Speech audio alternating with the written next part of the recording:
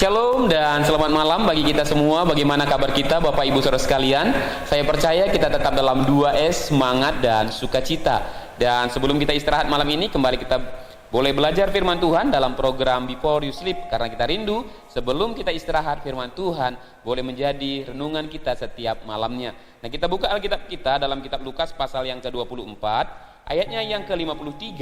Saya bacakan bagi kita, demikian firman Tuhan. Mereka senantiasa berada dalam bait Allah dan memuliakan Allah. Nah, ayat ini lanjutan dari peristiwa sesudah Tuhan Yesus terangkat ke sorga. Sesudah Tuhan Yesus terangkat ke sorga, apa yang dialami murid-murid? Apa yang dilakukan murid-murid? Murid-murid melakukan yang namanya, yang pertama adalah mereka senantiasa berada dalam bait Allah. Nah, oleh karena itu Bapak Ibu, kalau hari-hari ini kita sangat merindukan bagaimana kita boleh bersama-sama kembali beribadah, memuji dan memuliakan nama Tuhan di gereja. Tapi kalau saat ini tidak bisa, apa yang kita buat? Kita harus senantiasa memuliakan Tuhan di keluarga kita. Karena sesungguhnya bait Allah itu adalah diri kita, pribadi kita. Jangan sampai karena persoalan, pergumulan, masalah hidup, bahkan ada sukacita dan sebagainya, kita melupakan yang namanya persekutuan di bait Allah, melupakan yang namanya hubungan yang dekat dengan Tuhan.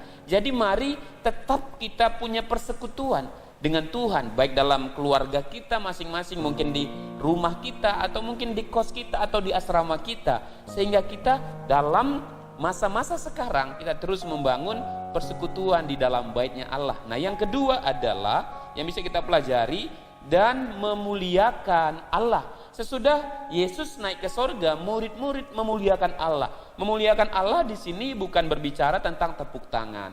Memuliakan Allah bukan berbicara hanya tentang menaikkan pujian dan penyembahan.